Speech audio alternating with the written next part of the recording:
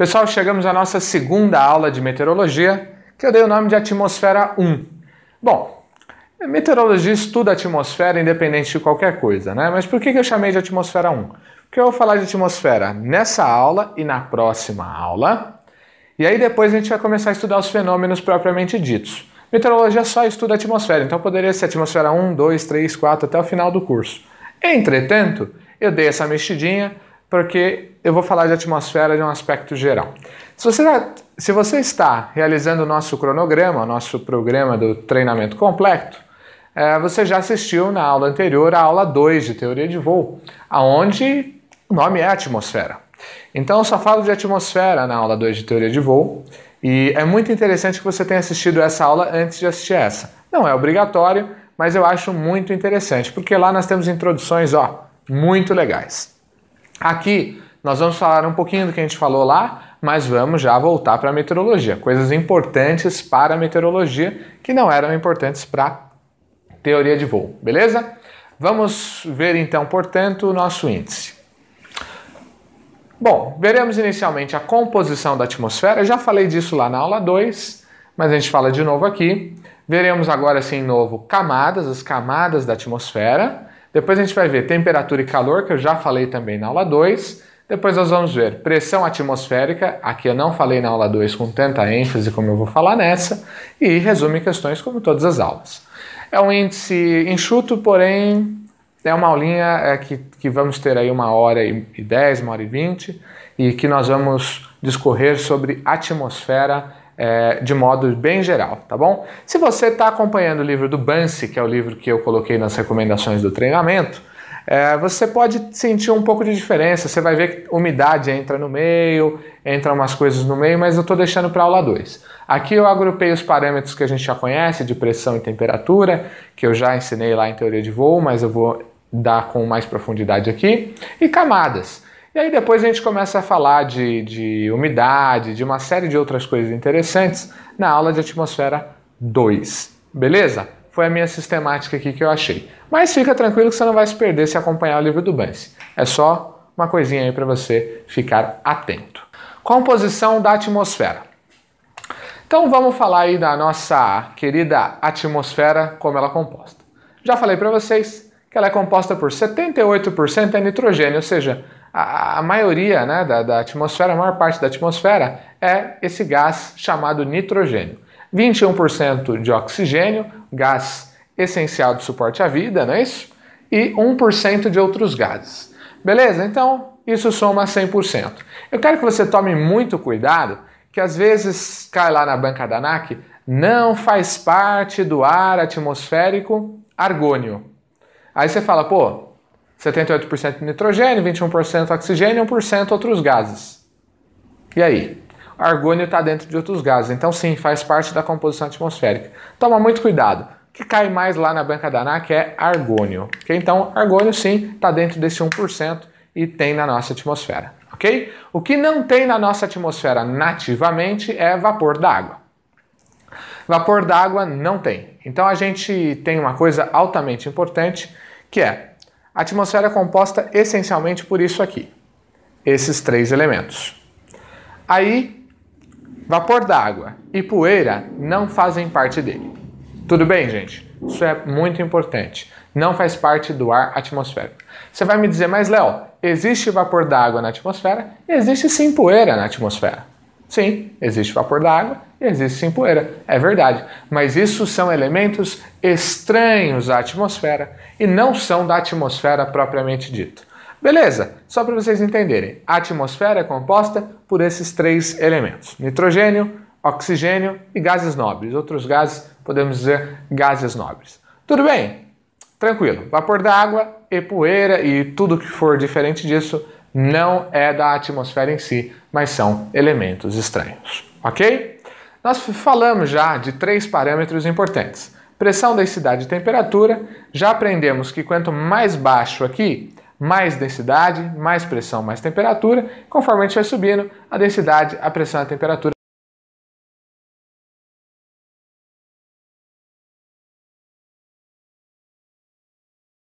Pessoal, vamos falar agora de pressão atmosférica, né? já falei para vocês o que é pressão atmosférica, nós já falamos disso também na aula 2, mas agora a gente vai ver umas coisinhas mais interessantes. Vamos começar a ver meteorologia, né, de verdade. Vamos lá? Primeiro, o que é a pressão atmosférica? É a pressão estática, né, que a atmosfera causa sobre nós. Então, nós estamos aqui, parados na Terra.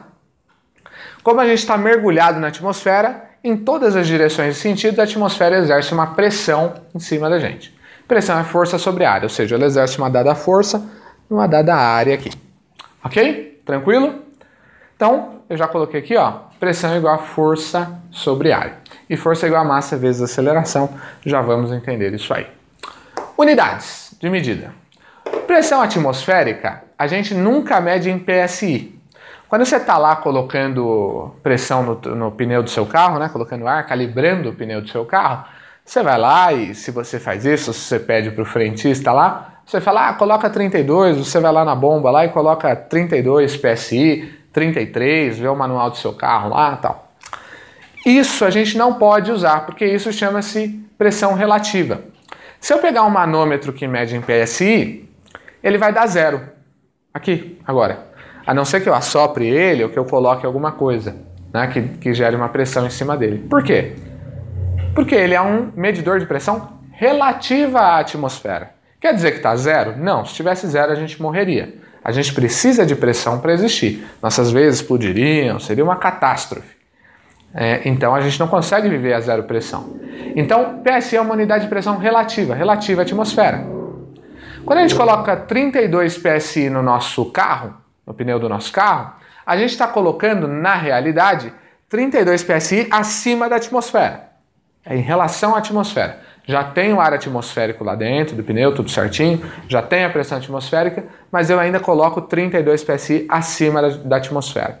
Então, a unidade de medida de pressão atmosférica, a gente sempre vai usar unidades que a gente chama de absolutas, ou seja, que não partem da atmosfera como 0, mas partem do 0, 0, 0 mesmo. Ok? Então, um manômetro que aqui, né, nesse lugar que eu estou, se estiver marcando 0, ele é um manômetro de pressão relativa. Ou seja, para ele a pressão atmosférica é 0 quando ela não é. Tudo bem? Para muitas coisas a gente tem que usar isso. Para calibrar o pneu do carro, por exemplo. A gente quer tacar 32 PSI acima da pressão atmosférica, né? Tendo como 0 a pressão atmosférica. Quando a gente quer medir pressão atmosférica, não. O 0 é 0. Ok? O 0 é 0, 0, 0 mesmo. Ok? Beleza? Então é muito importante. Quais unidades a gente usa? Tem várias, tá? A gente até pode medir em PSI. Vou só fazer um retrato aqui para aqueles que de repente mergulham aí e tal e usam PSI para pressão atmosférica, né? 14.7 como padrão. A gente até pode medir pressão atmosférica em PSI. Eu só estou dizendo que PSI não é uma unidade muito usual para pressão absoluta. Geralmente, ela é uma unidade mais usual para pressão relativa, que é relativa à atmosfera, ok? Dito isso, pressões que nós vamos usar, unidades de medida que nós vamos usar para pressão.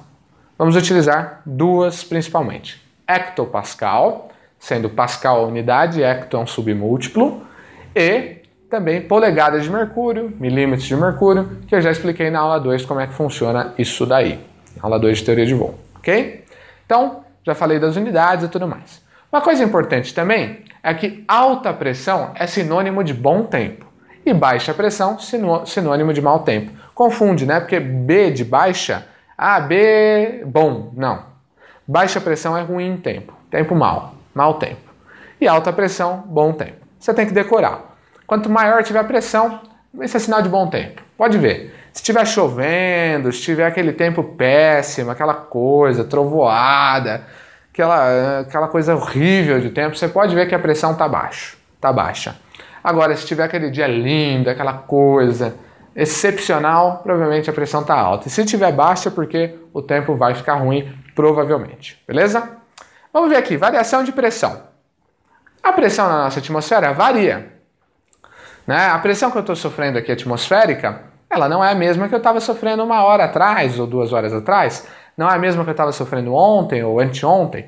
E também não é a mesma que eu estava sofrendo lá na praia, né? Quando eu desci para a praia. Tá certo? É totalmente diferente. Então a pressão varia com diversos fatores. E nós vamos estudar aqui 5 fatores importantes: altitude, temperatura, densidade, variação dinâmica e diária. Vamos falar primeiro da altitude.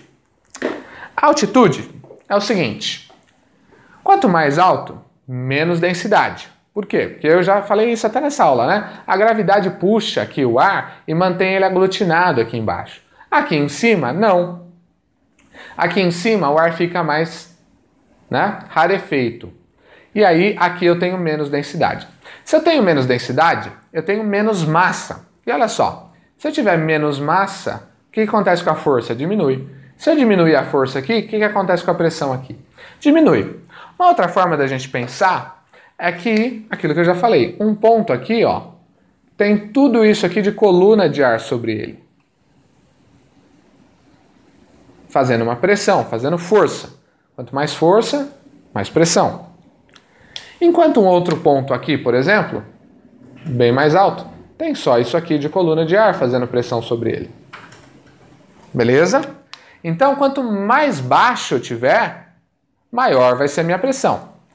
Então, para eu ter mais pressão, tudo que eu vou colocar aqui é para ter mais pressão. Eu preciso de menos altitude. Menos altitude, eu vou ter mais pressão. Quanto